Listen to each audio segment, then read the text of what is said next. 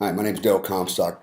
In the last segment, I talked about firearm selection for women in a self-defense situation. I'm going to expand on that last segment today and discuss exactly why, for example, a carbine or an AR-15 pistol or some variant of that is preferred over a handgun, again, in a home defense situation. Now, again, everything's relative, and what I mean by that is, the size of your home. There's a lot of things that I can't, I can't talk to unless I've seen your home. But I'm going to assume that there's going to be some long shots in your house, long hallways, things like that. Maybe shooting across the living room, depending on the size of your house. As I mentioned in the previous segment, my my house was 3 stories tall, with a huge open area in the center that I was able to look from the third floor all the way down into the living room and the dining room and in the hallway foyer area just from the top alone. So in that scenario, I had probably at least the possibility of shooting anywhere from up to say 50 feet straight line. So everybody's situation is just a little bit different, but why do I want to use a carbine? Why did I recommend a carbine for women in home self-defense over a firearm or a handgun? And again, one of the factors is training. How much training do you get on a range with a handgun? My guess is most people don't get a lot of it, not enough to actually use it, especially under stress, like a home intrusion scenario where a person or persons are coming in, they mean to do you harm, and it's very dynamic, and you don't have much time to do a whole lot, but other than aim your weapon and pull the trigger. Now, here's a problem with handguns. It sounds great. Oh, it's small, it's compact, and easy to manipulate, things like that. Well, because it's small and compact and easy to manipulate, it's also easy to have that weapon point at yourself, your legs, your own body, maybe your kids or other people in the house. So unless you really know how to handle a weapon, a handgun properly and keep it oriented in a safe direction all the time, even under stress or some type of dynamic movements, it also becomes a liability to you.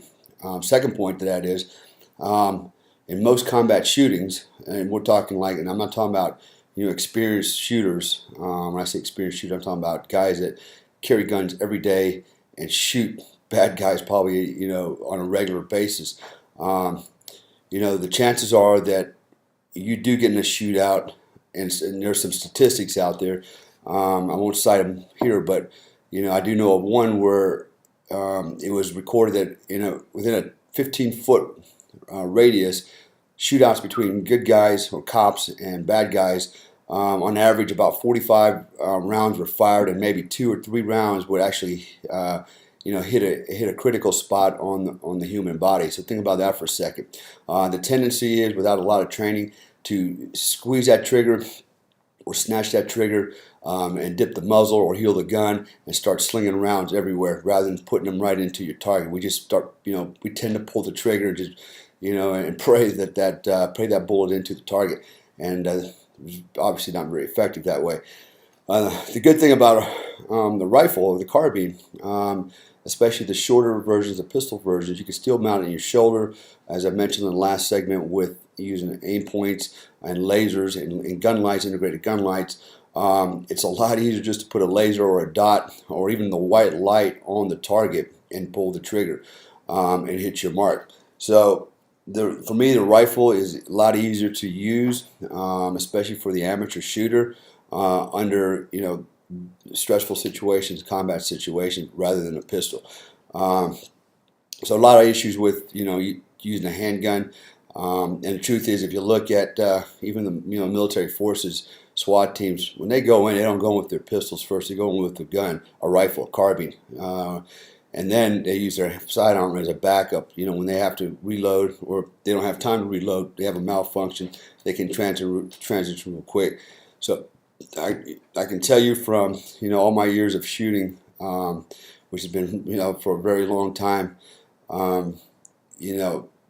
the carbine is the way to go, especially for the untrained shooter and especially for women in a home self-defense scenario. Another thing to consider is choice of ammunition.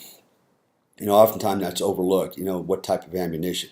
So things to think about when you're using, ball ammunition, for example, especially out of a carbine or any type of a weapon that uses uses high velocity ammunition, so to speak. And what the low velocity and high velocity, what's the threshold for that?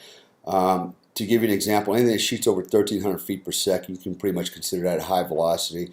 Anything lower than that is low velocity. And what are some examples? For example, a 45 shoots at about 800, 3,500, 850 feet per second, depending on the type of bullet.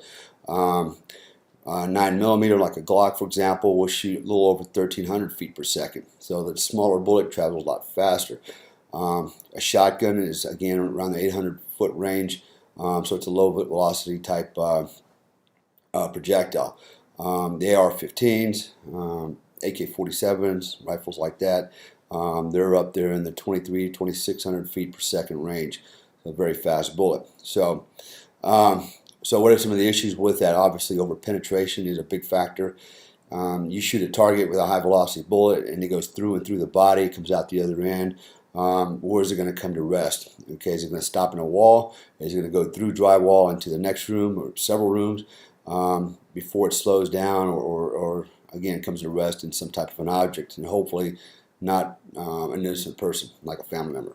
So, and that can happen even with a low velocity round like a 45 round. I mean, it can go through and keep on going. It's still got enough velocity on it that it can go through a drywall or several layers of drywall and still hit and kill somebody on the other side. So what's the solution for that? There's frangible ammunition out there, for example. What it does, it on impact, when it hits something solid, basically the bullet disintegrates, okay, and just kind of pulverizes and fragments into smaller pieces.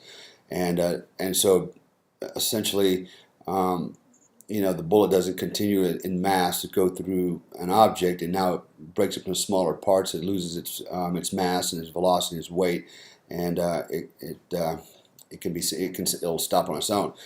There's other types of ammunition. For example, hollow points. They tend to mushroom out, and so when they mushroom out, you get more surface area. Again, you may not get the same penetration from hollow point ammunition as you do from ball ammunition. There's so many types of ammunition out there, but it's something to consider.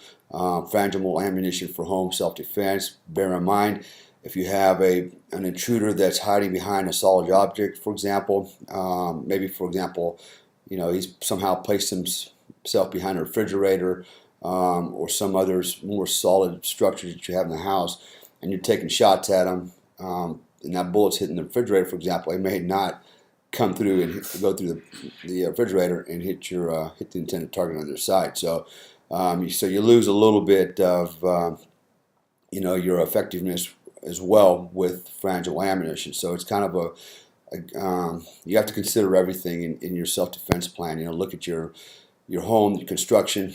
You look at collateral damage, potential collateral damage to family members could be hit. What if you have a round that goes through a wall, goes into the house next door, and so forth and so on. And that's actually part of your self-defense strategy, is think about angles. Consider where every position or every angle someone could come into the house, and what position you would have to be in ideally to hit that person without, even if you miss, without hitting somebody else on the other side of a wall, for example. So that's part of your tactical plan that you have to basically evaluate. And again, when you're making that evaluation, consider the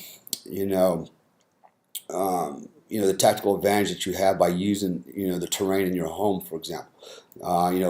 High ground, up the stairs, shooting upstairs, shooting downstairs, shooting off a balcony in the house, shooting around corners, behind obstacles, and then think about your angles of fire and think about what's beyond, or what could be beyond the intended target, and is there the possibility that you may hit an innocent person, for example, in an adjacent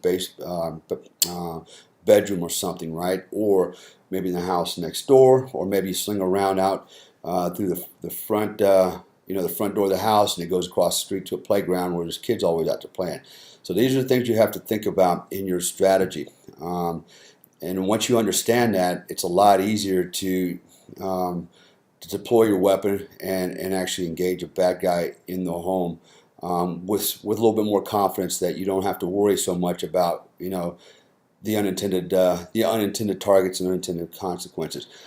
Now, there's actually tools out there that you can use. For example, there's several manufacturers out there that make laser type guns that look like real guns but have lasers in them. And when you pull the trigger, you get a laser dot on whatever it is that you were aiming at. So you can actually run scenarios in your house where you have, for example, paper targets set up around the house, and you can have somebody else set them up for you and run the drills where you're running through the house and you're engaging targets that you see with the laser gun. You can actually see if you're hitting the target or not. They make them with pistols. They also make bolt inserts, laser inserts for bolt guns like an AR-15. So you actually can shoot an AR-15 in the house and do the same. SIRT makes that particular system, SIRT, and again, I use that for my own personal training, and I like it because it allows me to train where I'm going to fight, which is in the home, and I don't actually have to use live ammunition. So some food for thought when you're thinking about home self-defense, and especially for you ladies out there.